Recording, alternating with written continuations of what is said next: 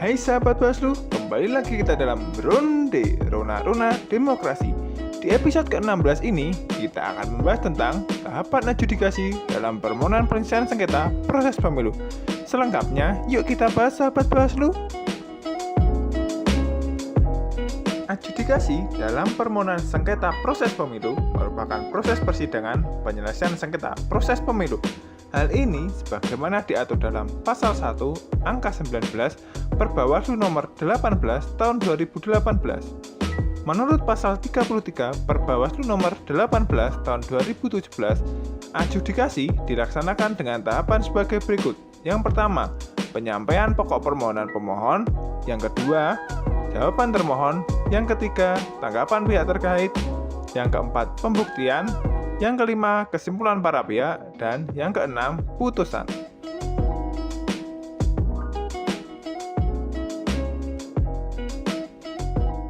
Yuk sahabat Bawaslu, kita bahas satu persatu, mulai dari pembacaan permohonan pemohon. Nah, sebagaimana diatur dalam Pasal 13 Perbawaslu Nomor 18 Tahun 2018, permohonan pemohon harus memuat hal-hal sebagai berikut. Di antaranya, yang pertama, identitas pemohon yang meliputi nama pemohon, alamat, ataupun KTP, ataupun kartu lain yang sah. Yang kedua, identitas termohon yang terdiri dari nama termohon, alamat termohon, dan nomor telepon atau fax mail termohon. Yang ketiga, uraian jelas mengenai kewenangan tingkatan Bawaslu yang berwenang menyelesaikan sengketa proses pemilu. Apakah Bawaslu Pusat, Bawaslu Provinsi, atau Bawaslu Kabupaten Kota.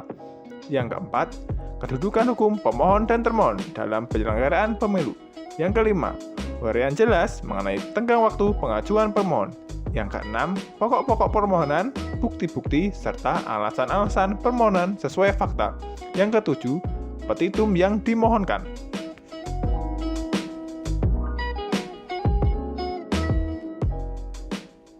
Apabila berkas permohonan pemohon belum lengkap, maka pemohon harus melakukan perbaikan permohonan dengan catatan sebagai berikut. Dilakukan sebelum jawaban termohon.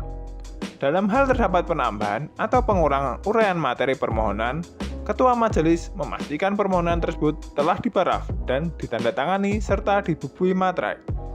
Yang ketiga, perubahan atau pengurangan materi permohonan tersebut dapat diterima sepanjang tidak merubah petitum.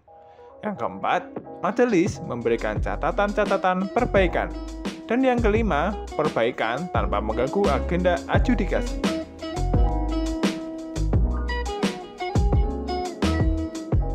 Nah, yuk kita lanjut ke pembahasan kedua, pembacaan jawaban termohon.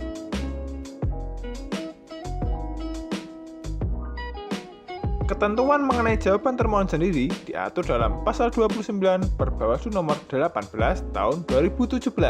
Adapun jawaban termohon harus memuat hal-hal sebagai berikut di antaranya. Yang pertama, identitas lengkap termohon. Yang kedua, tenggang waktu mengajukan jawaban termohon. Yang ketiga, kedudukan hukum pemohon. Yang keempat, jawaban termohon atas pokok permohonan pemohon. Dan yang kelima, petitum atau hal-hal yang dimohonkan termohon untuk diputuskan. Lanjut ke pembahasan ketiga, tanggapan pihak terkait. Dalam hal terdapat pihak terkait, akan diberikan kesempatan kepada pihak terkait untuk menyampaikan tanggapan atas permohonan penyelesaian sengketa proses pemilu yang diajukan pemohon.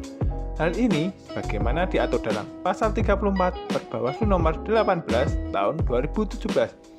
Adapun isi permohonan terdiri atas 1. Identitas pihak terkait. 2. Kewenangan Bawaslu, Bawaslu Provinsi atau Bawaslu Kabupaten Kota. 3. Kedudukan hukum pihak terkait. 4. Tenggang waktu pengajuan permohonan pihak terkait. Dan 5. Alasan-alasan permohonan pihak terkait.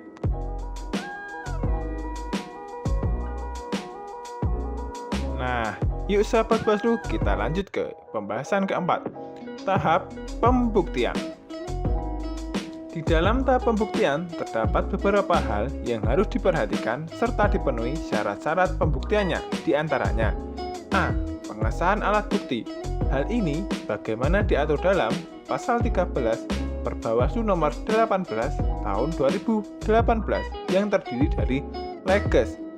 yang berisikan 4 rangkap terdiri atas 1 rangkap kopi dari asli yang dibubui materai dan dileges di kantor pos, dan 3 rangkap salinan serta dalam bentuk dokumen digital dengan format Word. B.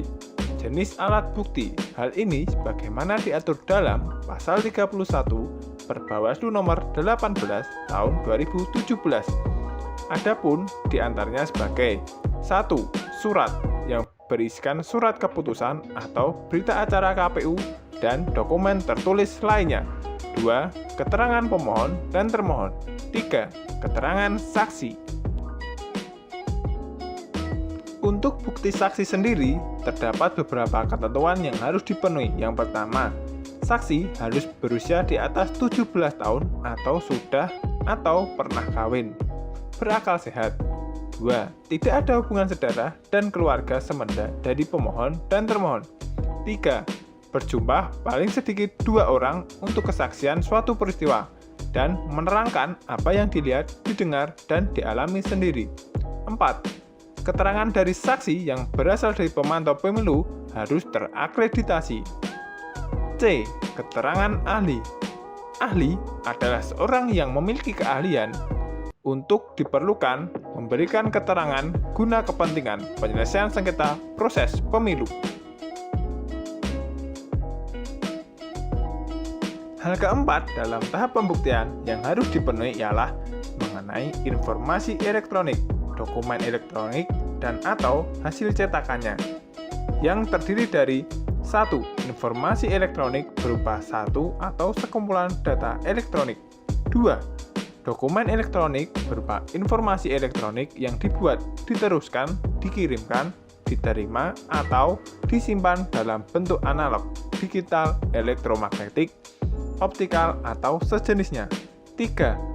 Hasil cetaknya berupa hasil cetakan informasi elektronik dan atau dokumen elektronik. Dan yang kelima ialah pengetahuan majelis sidang.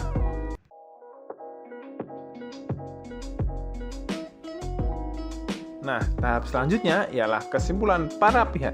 Yuk kita bahas sahabat Bawaslu. Dalam tahap kesimpulan, pemohon di dalam menulis kesimpulan harus memuat hal-hal sebagai berikut. Yang pertama, identitas pemohon. Yang kedua, tentang jawaban atas permohonan. Yang ketiga, pembuktian. Yang keempat, pokok kesimpulan. Yang kelima, bukti termohon dan bukti pemohon. Yang keenam, kutipan keterangan saksi. Yang ketujuh, kesimpulan pokok. Dan yang kedelapan, hal-hal yang dimohonkan.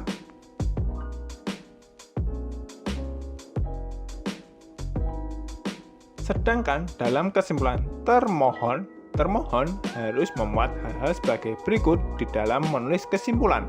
Yang pertama, identitas termohon. Yang kedua, tenggang waktu mengajukan jawaban termohon. Yang ketiga, kedudukan hukum pemohon. Yang keempat, kesimpulan termohon atas pokok permohonan pemohon. Yang kelima, hal-hal yang dimohonkan. Nah, ini dia tahapan yang terakhir, yakni pembacaan putusan. Sebelum memutus perkara, hakim akan melakukan pertimbangan-pertimbangan dan cross-check terhadap hal-hal berikut. Yang pertama, tenggang waktu pengajuan permohonan. Yang kedua, objek yang disengketakan. Yang ketiga, kedudukan hukum pemohon dan kewenangan Bawaslu. Pembacaan putusan sendiri dibaca oleh ketua majelis dan secara bergantian dilanjutkan oleh anggota majelis. Sedangkan untuk pembacaan amar putusan dibacakan oleh ketua majelis.